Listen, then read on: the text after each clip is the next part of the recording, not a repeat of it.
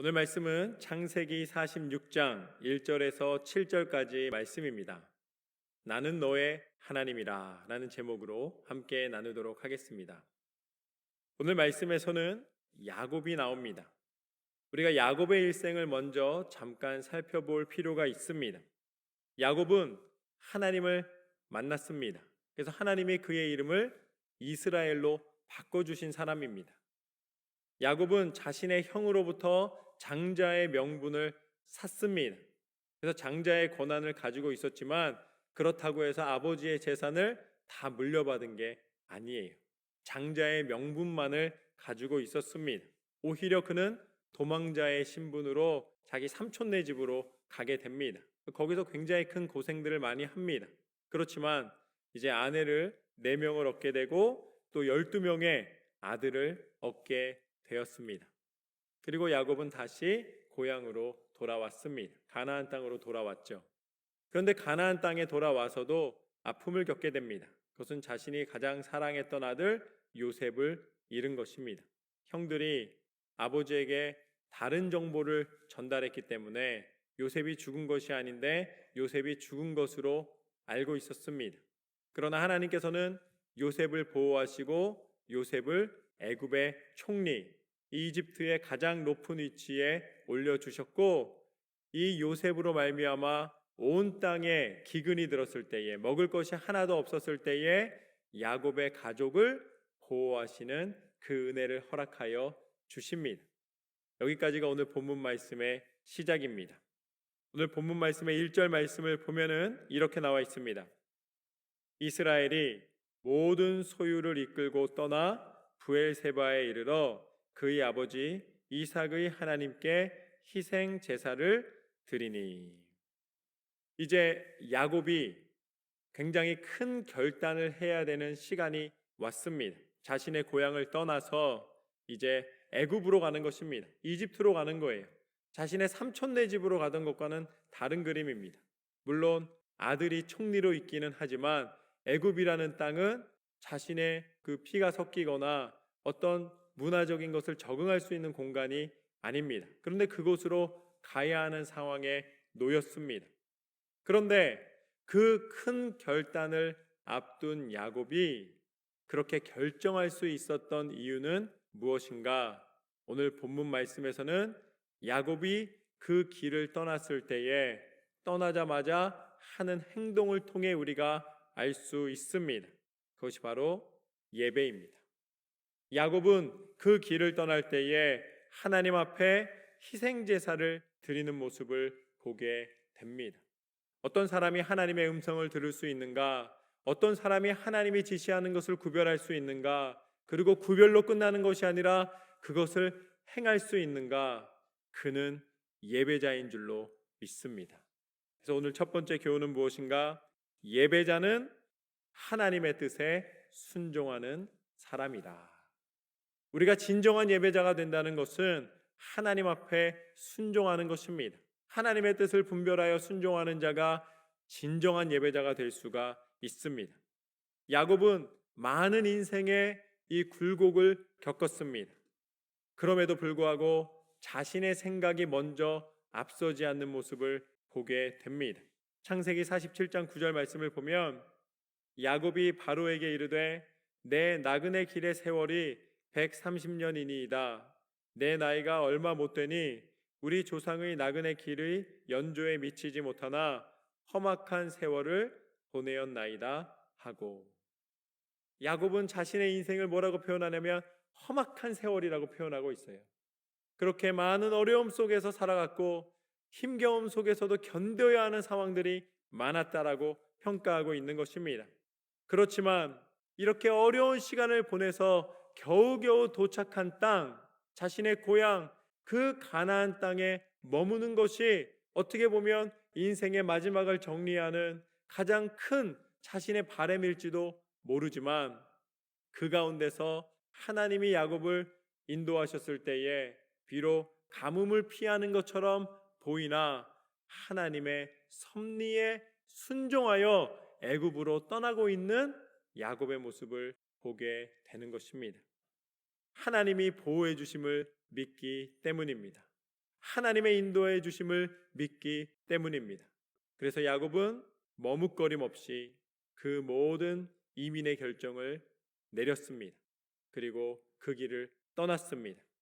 여러분, 잠언서 16장 1절에서 3절에 이렇게 나와 있습니다.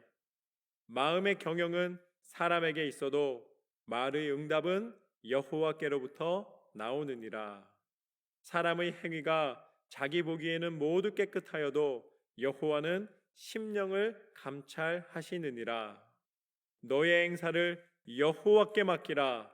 그리하면 내가 경영하는 것이 이루어지리라. 오늘 야곱이 큰 결심을 하였으나 그 결심도 그 행함도 하나님으로 말미암아 경영되어지고 이루어지고 축복의 길로 인도하여 주시는 줄로 믿습니다. 이것이 바로 야곱을 통해 하나님이 주시는 첫 번째 교훈입니다. 두 번째는 무엇인가? 야곱은 하나님께 제사를 드렸습니다. 예배를 드렸습니다. 그리고 2절부터 4절까지 말씀을 보면 이렇게 나와 있습니다. 그 밤에 하나님이 이상 중에 이스라엘에게 나타나 이르시되 야곱아 야곱아 하시는지라.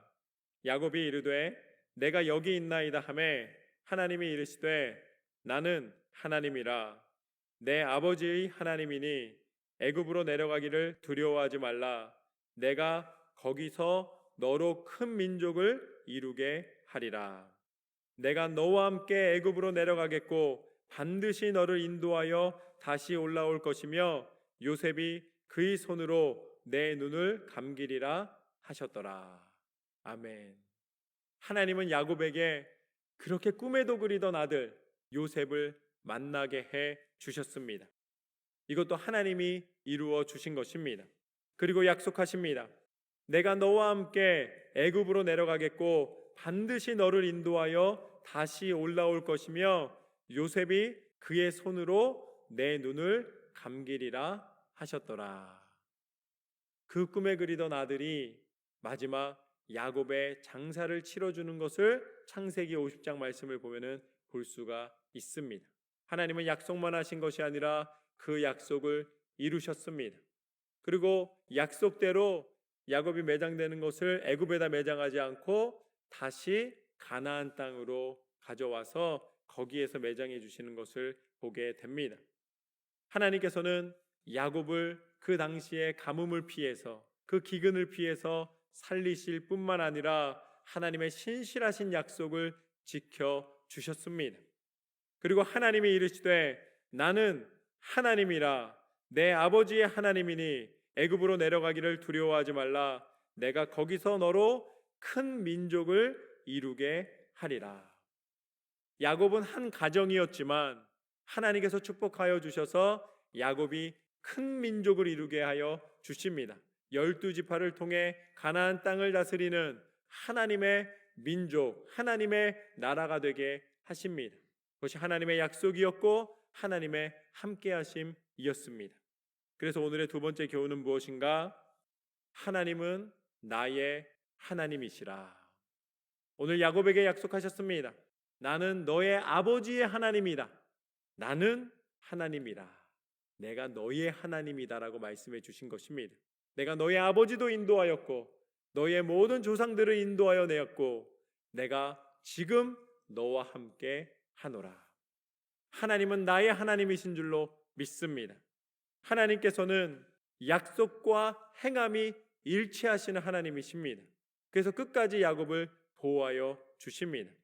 우리가 하나님으로부터 나서 하나님이 우리를 다스리기 때문에 이렇게 모든 사람이 비슷하지만 다 다른 생김을 갖고 다른 성격을 갖고 다른 특징을 가지고 있는 것입니다. 하나님을 믿으십시오. 하나님은 우리 한 사람 한 사람의 나의 하나님이 되어주시는 줄로 믿습니다. 하나님이 그렇게 인도해 주시는 것입니다. 우리가 하나님을 잊어버리면 잊어버렸지 하나님은 우리를 잊어버리지 않으십니다. 하나님은 끝까지 붙잡고 계시는 거예요. 나의 하나님이심을 고백할 때에 하나님은 여러분의 길을 인도하여 주십니다. 약속과 순종은 하나님 나라의 법입니다. 그래서 하나님은 우리 가운데 신실하신 약속을 허락하여 주시고 우리에게 순종을 요청하십니다. 우리가 말씀을 읽고 하나님의 그 약속 붙잡고 순종함으로 나아갈 때에 하나님은 우리와 함께하고 계십니다. 그래서 5절부터 7절까지 말씀을 보면 이렇게 나와 있습니다. 야곱이 부엘세바에서 떠날 새 이스라엘의 아들들이 바로가 그를 태우려고 보낸 수레에 자기들의 아버지 야곱과 자기들의 처자들을 태우고 그들이 가축과 가나안 땅에서 얻은 재물을 이끌었으며 야곱과 그의 자손들이 다 함께 애굽으로 갔더라. 이와 같이 야곱이 그 아들들과 손자들과 딸들과 손녀들 곧 그의 모든 자손을 데리고 애굽으로 갔더라. 야곱이 어떻게 하고 있습니까? 모든 재산과 식구를 다 데리고 애굽으로 떠나는 모습을 보게 됩니다. 이게 이민이에요. 그런데 이걸 우리는 참 이해하기가 그래도 수월합니다. 우리가 이민 경험이 있기 때문에, 이민 세대이기 때문에 우리는 그래도 그것을 이해하기가 그래도 수월하죠. 저도 이민 왔을 때 생각해 보면, 결혼한 지 얼마 안 돼서 이민을 왔기 때문에 우리가 혼수로 준비했던 많은 가구와 집안 살림들이 있었습니다. 그런데 이민 올 때 뭐 들고 올 수도 없잖아요. 그 전자제품도 가져올 수가 없어요. 왜냐하면 한국하고 미국이 볼트가 달라요. 그래서 와서 다시 다 새로 사야 됐습니다. 그래서 한국에 있던 것들 다 나눠주고, 차만 빼고 다 거의 다 나눠주고 왔어요. 그리고 미국에 와서 다시 시작했습니다. 여러분, 그게 이민이에요. 갖고 올 수 있는 게 없는 거예요. 꼭 필요한 것만 가져오는 것입니다. 꼭 중요한 것만. 집을 이고 올 수는 없잖아요. 오늘 야곱이 떠날 때도 마찬가지입니다. 그들이 가지고 있는 것 중에서 제일 중요한 것들하고 식구들만 같이 떠나올 수가 있었던 것이죠. 모든 것을 내려놓고 기존에 있던 것과 헤어짐을 이야기하고 있는 것입니다. 그런데 여기서 태어나서 여기서 자라서 이민 안 가는 사람들도 있어요. 그것도 한국에서 태어나서 한국에서 사는 사람들도 그냥 거기서 살다가 거기에서 이제 마지막을 맞이하게 됩니다. 우리처럼 이민을 경험한 사람도 있고 이민을 경험하지 않은 사람도 있습니다. 그러나 그와 상관없이 모든 사람은 일생에 한 번은 이민을 가게 됩니다. 무조건 이민을 가게 돼 있어요. 우리가 이 육신의 땅에서 벗어나서 하나님이 부르시는 그날 우리는 이민을 가게 돼 있습니다. 이 땅을 벗어나게 돼 있어요. 그러면 가는 땅이 있습니다. 이민을 간다는 건 어딘가 도착지가 있는 거잖아요. 우리가 어딘가로 이민을 가는데 어디로 이민을 가느냐? 둘 중에 하나예요. 천국 아니면 지옥이에요. 언젠가 한 번은 우리는 우리의 결심과 우리의 판단과 우리의 결정과 상관없이 무조건 이민을 가는데 그 둘 중에 하나로 이민을 가는 거예요. 그런데 우리가 천국으로 이민 가는 사람은 무엇을 가지고 가는가? 여러분, 이 땅에서 가져가는 거 아무것도 없어요. 가져가는 건 뭐냐면 믿음과 소망과 사랑과 하나님이 주신 은혜와 감사와 기도와 그 말씀 가지고 하나님 앞에 가는 거예요. 그런데 세상에서 맨날 분열하고 다툼을 갖고 죄를 짓는 사람은 어디로 가게 되는 거예요? 그거 다 싸들고 지옥으로 가게 되는 거예요. 어떻게 보면 그 이민의 물품들이 그 양쪽으로 가는 이유가 되는 것이죠. 여러분, 매일 미워하면 사실은 그게 지옥이에요.